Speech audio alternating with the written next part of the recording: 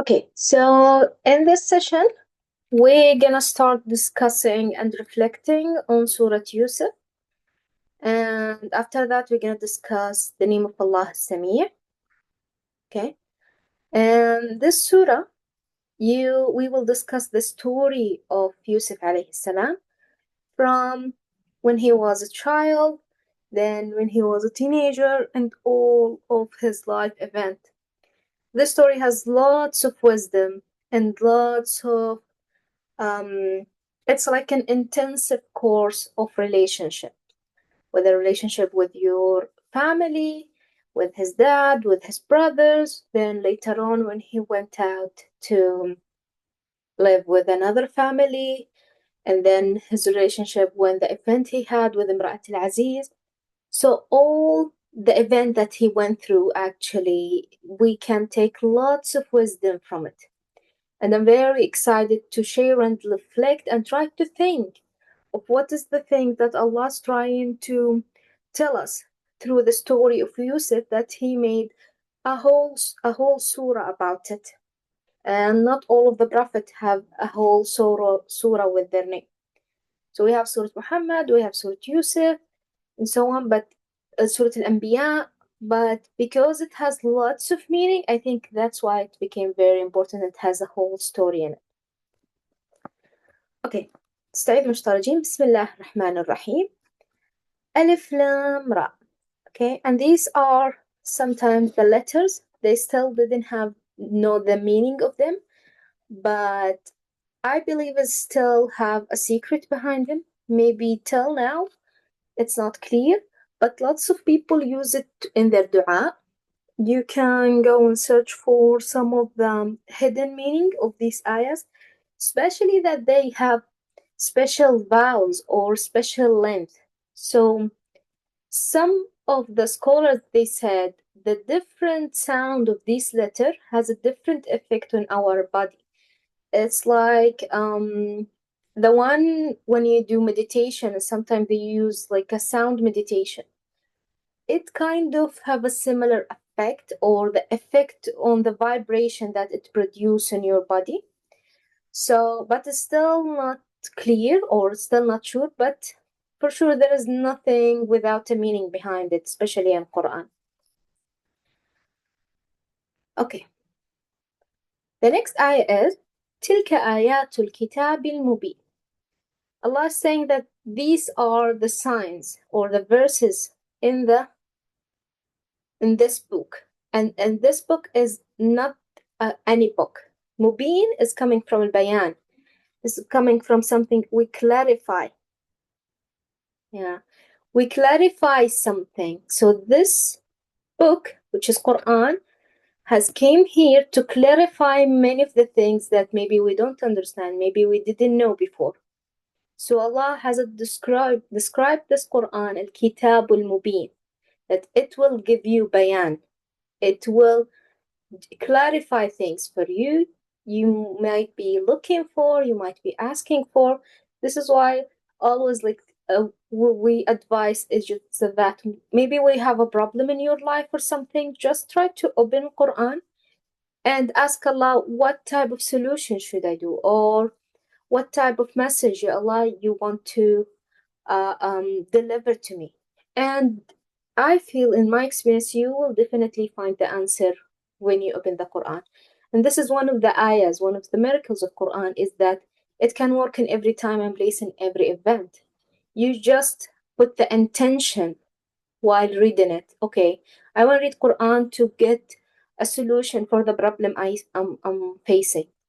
And then by reading that, subhanallah, sometimes there will be ayahs will give you a hint on the solution that you should go through, or the path you should go with. Okay? Then, إِنَّا أَنزَلْنَاهُ قُرْآنًا عَرَبِيًّا لَعَلَّكُمْ تَعْقِلُونَ. So, we have sent the Quran in Arabic, okay, in order that you may understand. So, the Quran was sent to Muhammad alayhi salam, and the language they were talking with is Arabic, which is al-Arabiyya al-Fusha, also the Arabic Fusha. And it was one of its signs, or what is one of its miracles, that Muhammad alayhi salam was ummi. He was literature. He was not educated. He doesn't know the Arabic Fusha. So when he get Qur'an with the Arabic Fusha and the perfect wording, that was a sign of a miracle, that it's not made by a human. It's made by something bigger, which is Allah subhanahu wa ta'ala. So one of the signs and one of the miracles of his being a prophet is to have Qur'an in an Arabic Fusha. Okay.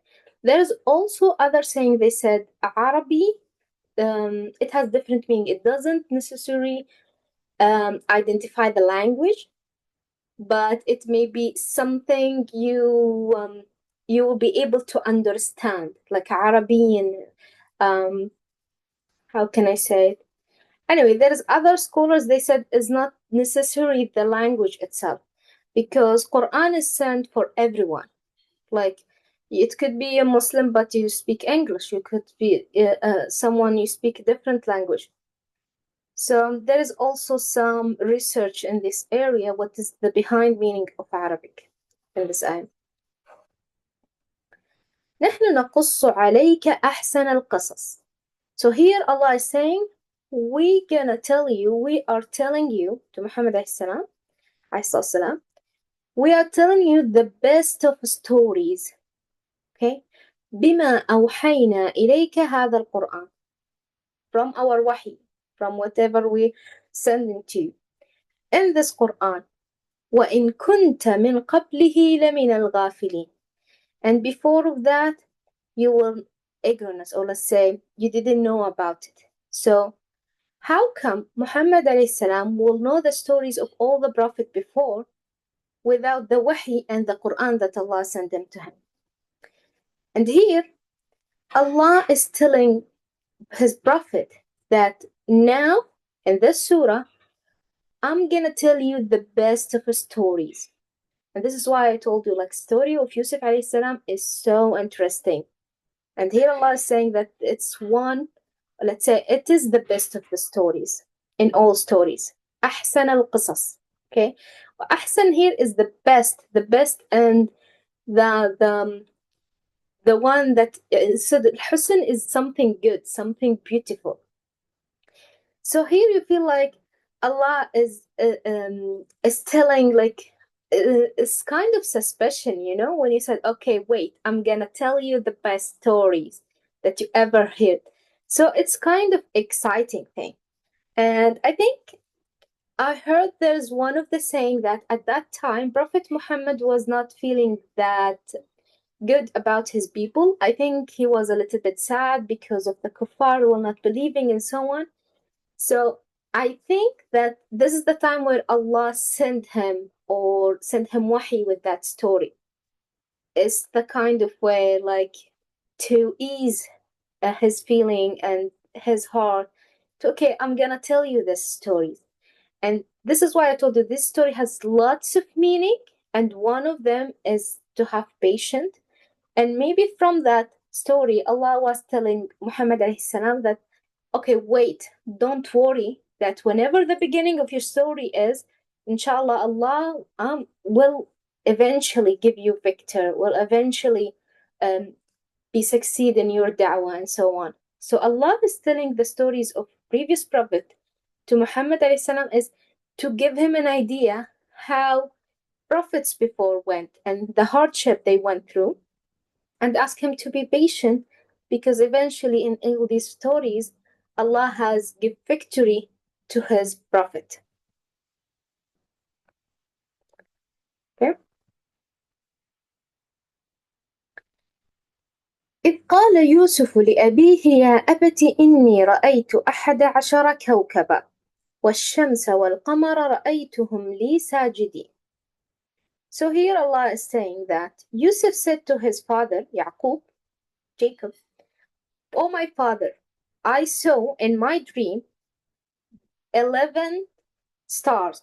11, actually it's kawkab, it's not a star, so it's planet, let's say. And the sun and the moon, I saw them doing sujood for me. Okay?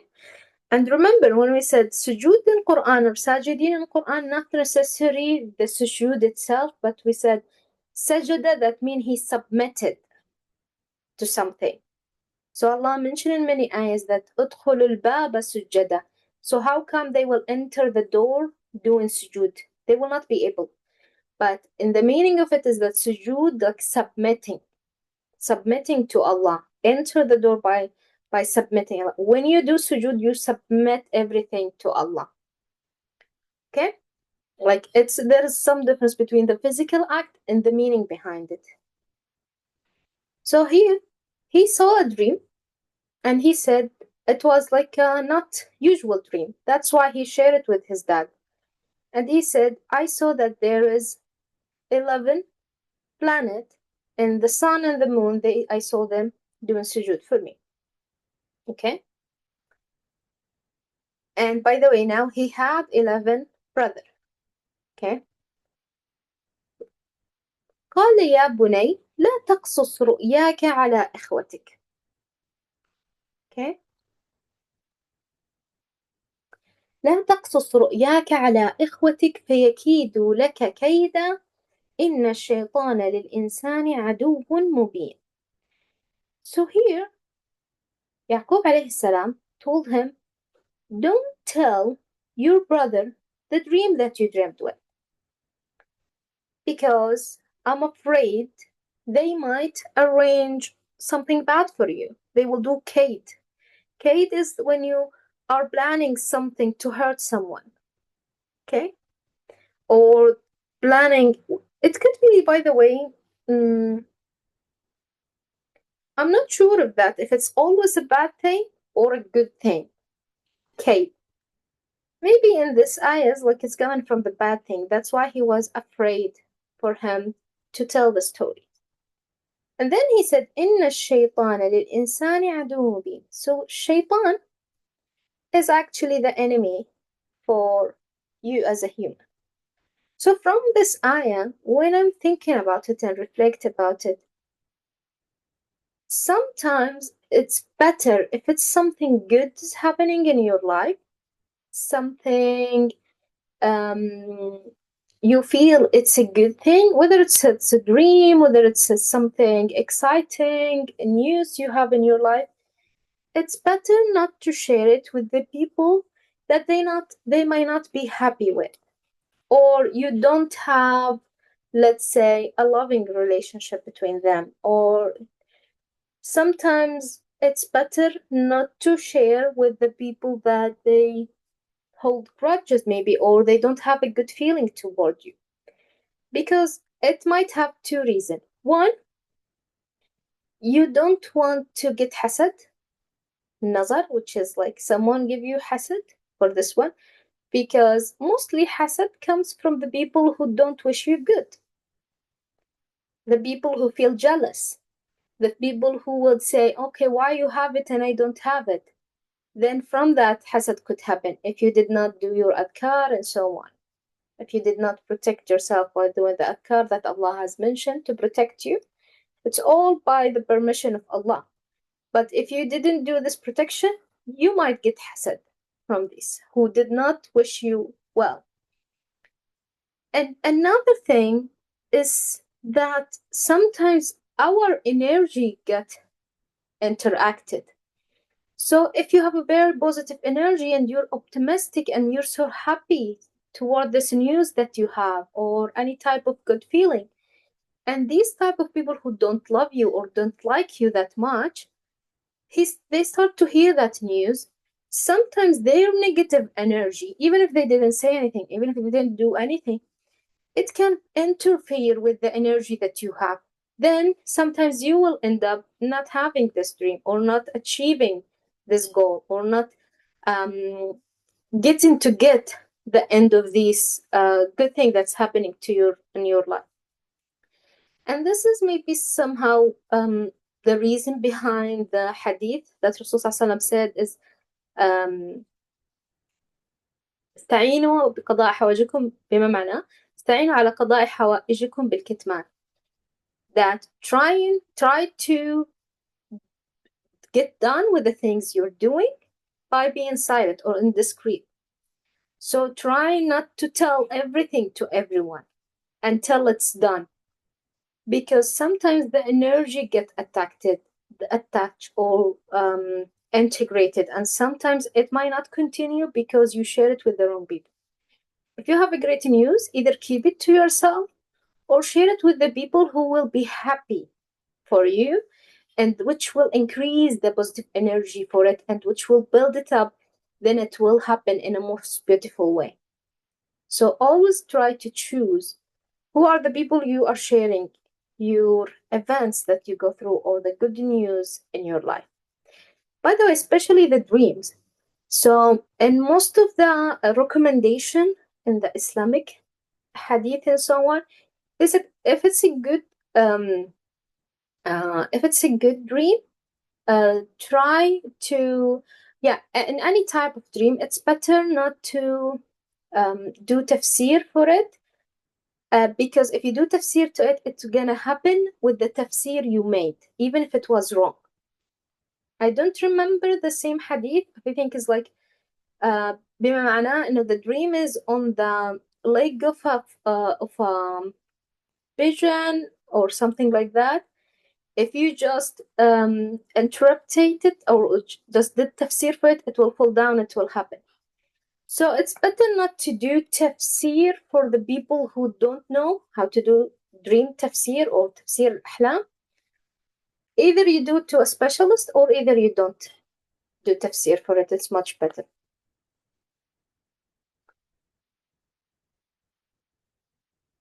Okay. And then, interesting thing that he mentioned, إن الشيطان الإنسان عدو مبين. He said that shaitan is the enemy for this person, for people in general. So here maybe Yaqub is trying to mention that your brother might not be originally bad, but because of the shaitan did waswasa for them, they might do kaid. They might set you up for something bad. But their origin is not bad. They're originally pure and good people, but because of the shaitan, they might cause them to do that. And this is very nice saying, is that, okay, they might do you that, then maybe he will start to hate his brother. But no, he mentioned here that a shaitan could be the one who's enemy, the real enemy. Your brother is not the enemy, but unfortunately, if your brothers has listened to shaitan, then they are the enemy for your brothers and for you, for all humankind. So this is an interesting point, is that not to hate your brother, but hate the shaitan, who did waswasa for them, who would make them do this kind of bad stuff for you. Okay?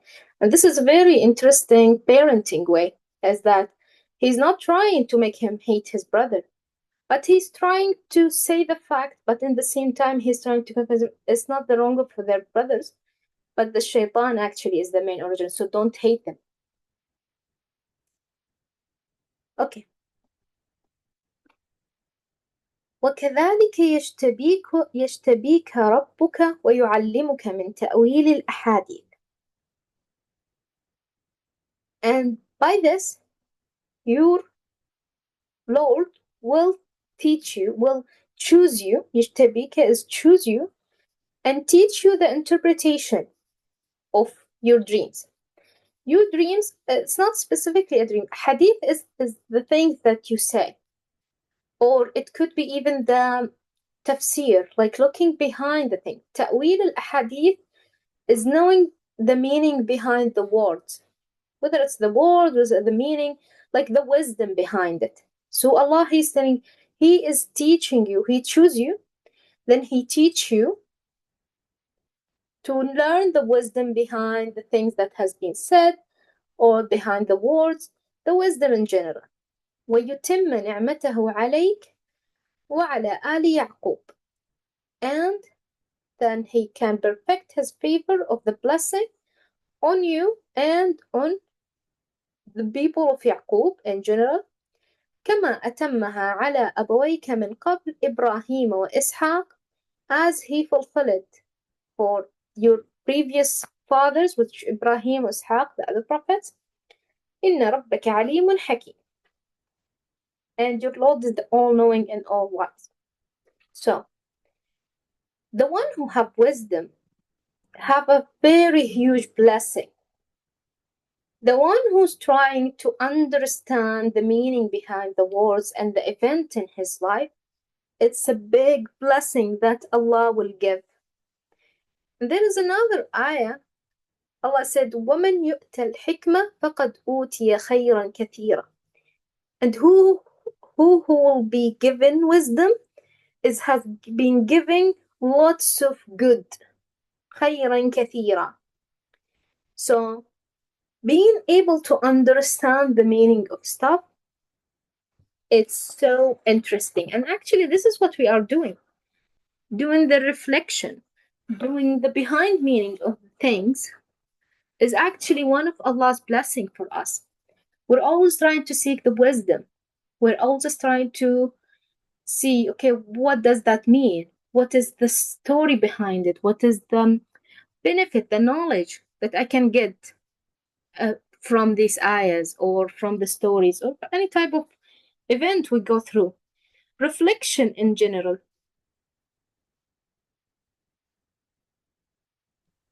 In progress.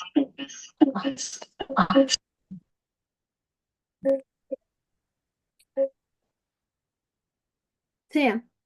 Reflecting in general actually is a big blessing. And here Allah is saying, وَكَذَلِكَ يَجْتَبِكَ. Allah will choose you. So it's a very special gift that Allah choose certain people to have it. Choose certain people from all humankind to look for wisdom or to have this wisdom, or trying to think of ta'wil al-hadith, trying to think of what is the meaning behind that, what is the meaning behind that. So if you have this kind of traits or characteristic of like seeking wisdom from everything, not necessarily analyzing, but trying to see where is the story behind, what is the benefit, what is the wisdom behind it. So know that Allah has choose you to be from these type of people, and this is a huge blessing to be grateful for. Okay.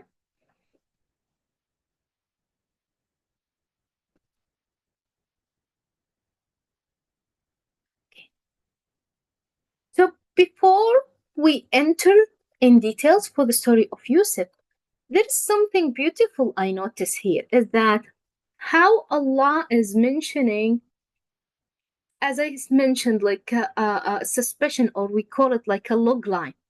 So I once took a course on storytelling from CNN, and we have been taught to write the story of our life. And then they told us is that we need to do, let's say, 3 sentences as a log line. So log line is actually similar whenever you have a movie, or for example, in Netflix or so on, you usually have a short description for the story of the movie that will make you excited to, okay, go and watch the movie or see it.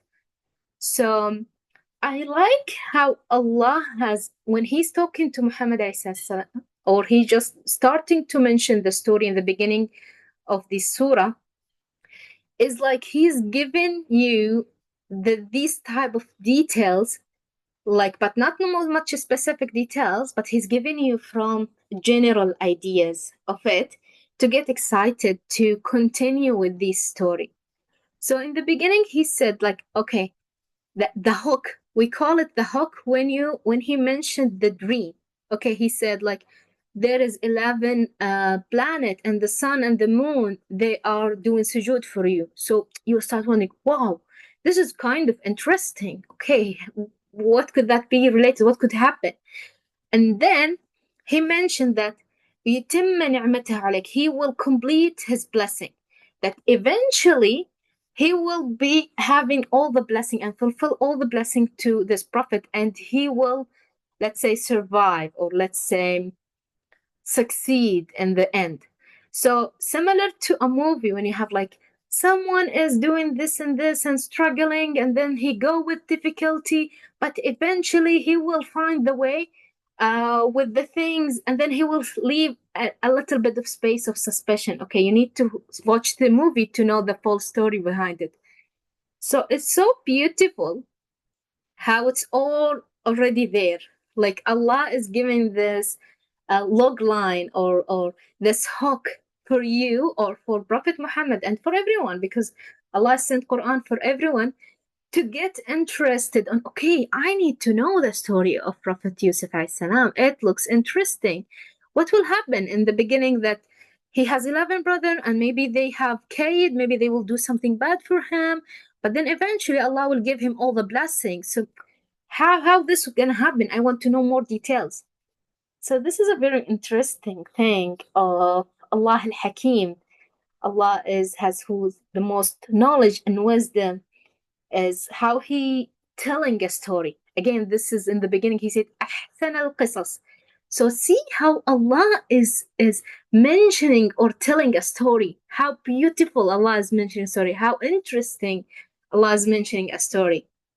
And from that, you can learn if you want to write a story, if you want to write a novel, if you want to write something. And actually, I told you that this is exactly what we learned in the storytelling. It's same. Like I was surprised when I did the research, when I was just reading and starting. I thought like, why Allah mentioned like a short description about it, but then like something to make you interested, and that's this hook. Then there's the detail. Why he didn't start the story one by one. And then I remember, this is the hook. This is the log line. It's like the main part of a story.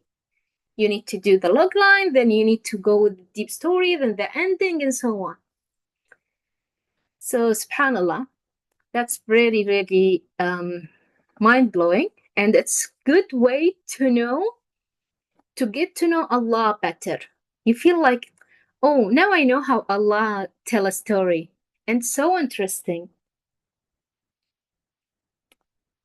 Yeah. Okay, then now we're gonna start in details. So Allah said, لقد كان في يوسف وإخوته آيات للسائلين. So there was in Yusuf and his brother, there was ayahs. Ayahs, it could be miracles, proofs, evidence, lessons, signs for the one who ask.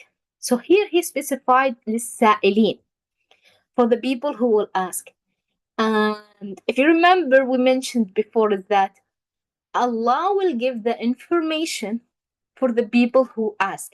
وَآتَاكُم مِّن كُلِّ مَا سَأَلْتُمُوهُ.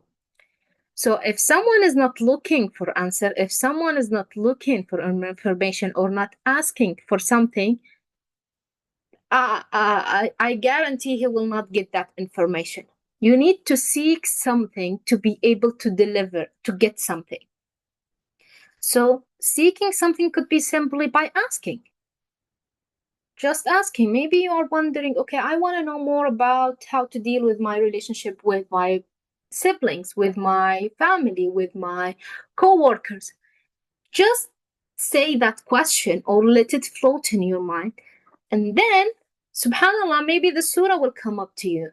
And maybe all the answers will be there because you were from the one who asked. So just ask and seek, and Allah will provide you with the way and means to get you to the answers you're looking for. Okay? Again, this is another suspension. Now you know, oh, what are the stories? What are the signs? What are the stories? And you will become more excited to know about the story. Then, إذ قالوا ليوسف وأخوه أحب إلى أبينا منا ونحن عصبة إن أبانا لفي ضلال مبين. So here the brothers of Yusuf are saying that truly or indeed Yusuf and his brother, which is Benjamin, his other brother, are dearer or most loved by our father than us, while we are as a strong group. ونحن عصبة. عصبة in Arabic is a group of people who are tough or strong or have many wealth, like they have a very high status. Okay, this is عصبة. Like when you hear عصبة, that means they are a big deal. Really, our father is in a plain error. That means our father is actually not in his good mind. Dalal or mean he's not in the right place. He's in the wrong place, let's say, or maybe something he doesn't know what is good for him, what is best for him. He's in dalal. So here is an interesting thing to reflect, and maybe something to think about in our life.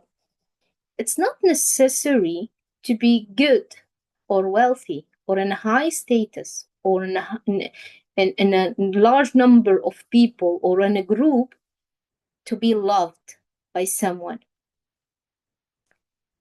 So being loved by someone, it's not something you can get from the exterior status you have, or the exterior looks, or the exterior circumstances you have in your life.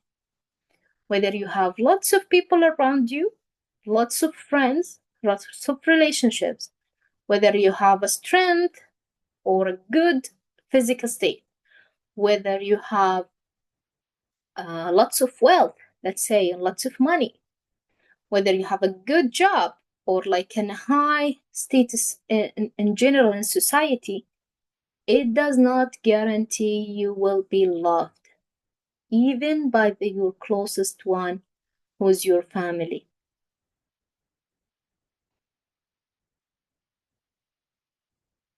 Yeah. So it's really interesting. And Allah is mentioned in all of these stories or all of these ayahs. Like, why did Allah specified their saying? They definitely said lots of things, the brother of Yusuf. But Allah is choosing what type of thing they said to put it in Qur'an for everyone, every Muslim, every human being. When they read it, they get the benefit of it. For everyone. Qur'an is for to the day of judgment. It's the last book from heaven. It's the last book from Allah. So it's a guideline. It's a psychological guideline. And this is why I love to integrate psychology with Qur'an, because it has many psychological benefits. It teaches you the script of everything. But you need to look at it from different perspective, from variable perspective. So it's very now interesting to see that, again, love is not guaranteed by the things you have, or sometimes even the things you do. None of these will guarantee that this person will love you. And most of the time, this is why lots of people will lose connection when, for example, they lost their job, they lost their wealth, and there is when you know that this was not a true love, because it was built on the exterior things, on the status, the social status they have, or the other materialistic things. And when they're gone, you will know whether it was a true love or not. Yeah. So this is something to think about. Okay. Then Allah said, اقتلوا يوسف أو اطرحوه أرضا يخل لكم وجه أبيكم وتكونوا من بعده قوما صالحين. Okay. So here we understand that his brother, they really seeking the love of their father. They want to feel more loved by them father. But they thought, or they did the wrong ways. So they thought that by doing something good or being in a high status in community or being strong or so on will make our father loved us. But it was for all of them was the right for the wrong reasons. So then they decided, okay, if we couldn't do or get the love from our dad by this way, then we need to remove the reason that make him love the other brother. So we need to remove or kill Yusuf alayhi salam. Okay? So, لِيَخْلُ لَكُمْ وَجْهُ أَبِيكُمْ. So he said, kill Yusuf or put him down, then the face of your father will be empty for you. And here's not the face in the same way, let's say the heart of your father. In general, like there will only the one left is us, then our father will have to love us or give us the love. Because the main reason, the one he used to give all his love now is gone. Again, this is a totally wrong way to do it. A totally mistaken wrong. It's not the right way to do it. Don't you think if you remove someone that this person loves, he will give you that love to you instead? As it does not work that way. Anyway, but they were very desperate. Like when I think about it, they were really very desperate to seek the love of their father. And by the way, their father was like very wisdom. Yaqub alayhi salam is very have lots of wisdom as a prophet, and also has a lots of big status in community. So, I think it's also a good thing when you think is that, like, they're trying to seek his acceptance, his love, and to feel that, okay, our father is more satisfied about us. And the more in psychology, the things that you get too much attached to, that you seek most in your life, is the thing that you most likely you won't get. So it's always the balance, because when you get too much attached, whether to this person, whether to this family, or you want this love from this person, you want this acceptance, you're actually saying that I get my value from that person, or I will have value when that person loves me. So actually you're sending a message to your subconscious mind that I'm lower than this person, I'm lower than this love. I don't deserve, or I don't have the value to deserve this love.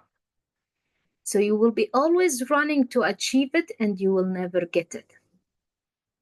When you know that you have the value in yourself, you deserve to be loved, you know that you are worth to be loved, you will have no need to seek anything from the outside.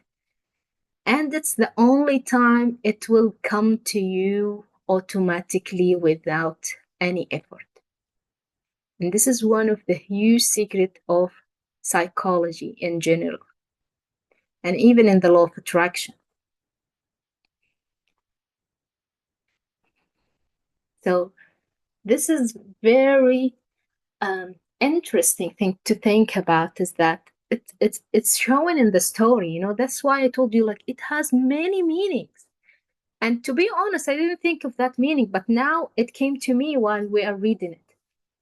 So we feel like, why you would kill someone to get the love of your father? You will kill your brother to get the love of your father. Imagine how desperate they wanted the love of their father. Imagine how attached they were. Imagine how they were like so, they wanted so badly. And probably this is why they didn't get it.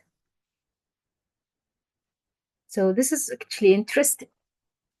So, and then here they mentioned a very interesting thing. They said, وَتَكُونُوا مِنْ بَعْدِهِ قَوْمًا صَالِحِينَ.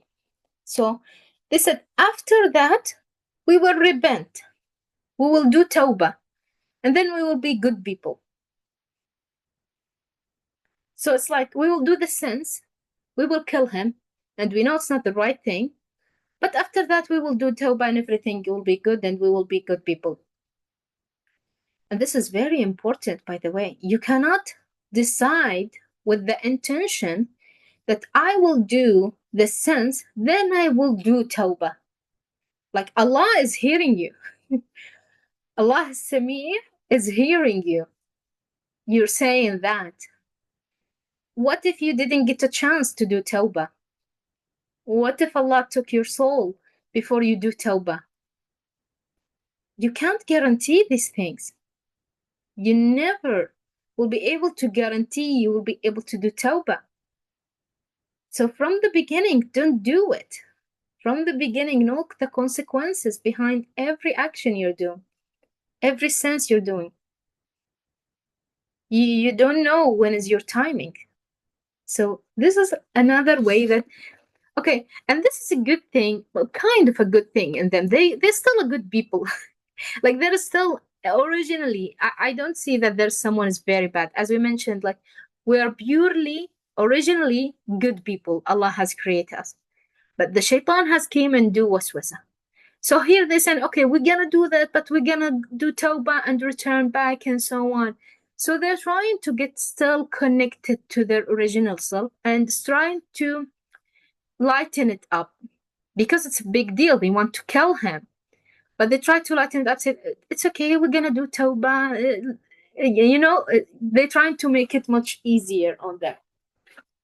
Because they're subconscious, or let's say they will be tortured by the thing they killed their brother. Okay, then قال قائل منهم لا تقتلوا يوسف وألقوه في غيابة الجب يلتقطه بعض السيارة إن كنتم فاعلين. So one of them, they said, don't kill Yusuf, just throw him down in the bottom of a well. Okay? And a well is the place where you put your bucket to get water from. It's a very dark. Like غيابة الجب, غيابة, it means something very dark. Okay? And when you send your bucket down to get the water, it's very far away. So if you put someone in the bucket, like it's very difficult, you will not be able to get up, and it's very deep, so it will be very dark. يلتقطه بعض السيارة إن كنتم فاعلين, and he will be picked by some of the cars, let's say, or the travelers. So here Allah is mentioning سيارة. سيارة in Arabic, it means car. In English, it means car. But back then, they didn't have cars in general. So actually, here is again the ayat of Arabic العربية الفصحى. السيارة, it comes from سير. In Arabic, سير means walking, something is passing by. So here he mentioned any traveler that they will be passing by to get the water from the well. But here he said سيارة. And now, you know, like we call سيارة سيارة in Arabic. So this is, again, how's the meaning or the different meaning in the Arabic word. إن كنتم فاعلين, if you are going to do, like, it's better to do this, not to kill him. So, قالوا يا أبانا ما لك لا تأمنا على يوسف وإنا له لناصحون. So here, it's a very interesting thing, and it might take a little bit, but okay, we can also continue it in the other session. Here they said, now they're gonna do it. They're gonna do the plan. They said, oh Father, why you are not trusting us with Yusuf, and we are indeed in his well-wisher, or nasihun is like with his best advisor, like we really take care of him. And this is an important point, is one of the main body language for a liar or someone who's not speaking the truth is he will give you lots of evidence and proofs for you to believe him. The honest person will not have to justify whatever he says. The one who's lying, and this is one of the tricks to know if someone's lying, He will drown you with evidence. He will drown you with proofs. He will drown you with many things to convince you. Then you should start to suspect if he's telling the truth or not. So here from the beginning, they know that they don't have a good intention. So they start telling, why you're not trusting us with him? We are good people. We are take care and like we will protect him. We're looking for his best interest and so on. Then أرسله معنا غدا يرتع ويلعب وإنا له لحافظون. Just send him tomorrow with us. يرتع ويلعب. يلعب is playing. Okay? يرتع is an interesting thing. الرعي أو يرتع is we usually say it in Arabic for the sheep. When you take the sheep to eat from the grass and eat and drink and so on, we call him ra'i. Okay, it's the original word of it. So here they use it also for people. Like يرتع, he's coming to go play and eat and drink and like have a picnic in general. So this is also another interesting thing that in the Arabic word, like they use it also with human being, not only with animals. وَإِنَّا لَهُ لَحَافِظُونَ. And we will take care of him. Okay?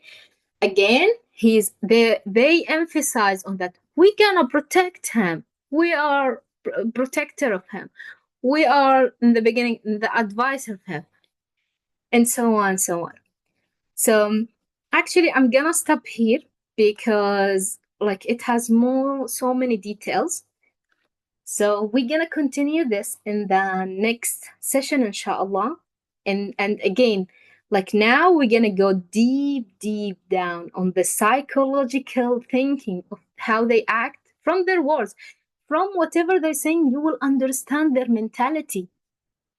And it's so interesting that how Allah is explaining, how Allah is transferring the important sentences that they said to us in this, like after how many years, and how we are learning this only from Allah. Okay, and now we're gonna discuss the name of Allah, As-Samī', the most hearing, and the one in this name, I'm really interested on how we can use it in a daily life. So in the beginning, we need to know that Allah is always hearing you. Allah is always listening to you. Okay? So whenever you feel like maybe you don't have someone to talk to, maybe you don't feel heard, you don't feel that you're there, someone really care, always remember Allah Samii'. He is listening. And listening is deeper than hearing. Like if you know these different skills, like hearing, you can hear, but you should not necessarily you're concentrating or understanding what he's saying. Listening, that means you're listening with deep, like all your body and mentality is with him. So you are giving him all your attention. Okay? So it's beautiful to always know that Allah is Samii'. Whenever you do dua, whenever you talk to Allah, know that Allah is Samii'. Okay? Another thing you can start to see it in your daily life is the sound that Allah has created you to hear to listen to. It could be the sound of birds. It could be the sound of the wind going past the trees. It could be the sound of the animals around you, cats, dogs. It could be the sound of music, instrument, how simple things can produce this type of sound. And because you are abd of As-Samī', you are a worshipper of Allah Samī', Allah has given you the blessing of listening. And how to do tasbih with it? By remembering Allah Samī' whenever you hear or listen the sounds that Allah has created for you, to listen to it. Nowadays, unfortunately, we're very busy everyone, they have their headphones. Everyone, they have their earbuds and just listening to music and so on, or trying to be occupied listening to podcasts. And it's good, it's not bad. But sometimes you need to just try to connect with nature and listen to the sound of nature that Allah has created only for you. The singing of the birds. Why do you think Allah make their sounds look like that? Make their tones this different? For every type of bird, there's different tone. There's a different sound. Why they have their sounds, or you can hear them more in morning, but not at night? Why you're listening to different things when it comes together, like when the wind go through this tree, you hear the crashes between the leaves of the trees. You're now doing tasbih of Asma Allah, al-Samīع. You're doing shukr for the blessing of hearing that Allah has given you. You're using it in a way to remember Allah who had given it to you, to remember how great Allah, to doing tasbih in it. So just pay attention. Pay attention to the sound of nature. Pay attention to the sound of anything beautiful. And always remember that Allah As-Samīع has created this thing for you as a human to hear it and enjoy it. He made all these tones, all these different vibration. And by the way, as we mentioned, sound is originally vibration. Okay? And they found that they made lots of tests and scientific experiments that the vibration, how's the effect they cause to your body, to your cells, to your healing, to everything, to your mood. Everything has an effect on you. Like even like when you hear a piano play and it's like so smooth and so on. Why would you enjoy it? Or some of them, they actually cause healing because they are a vibration. They're sent it to your cells, and they found out they rejuvenate, that they revive your cells by listening to this type of music or for different vibration music. So now they discover it, they found it. There's nothing without a wisdom and benefit behind it. So try to use it. Allah has created for you. Just try to use it for your own benefit. Okay? So this is the end of our session. Hopefully you enjoyed the story and the wisdom behind it. And there's still many, many more wisdom later on in the story. I'm really excited to do the reflection and tadabbur and tafakkur in it. I feel like it has a big, as I told you, it's a course. It's a whole course on relationship, on psychology, and everything. So, inshallah, we will continue it in the next sessions. And hopefully, we can see you there.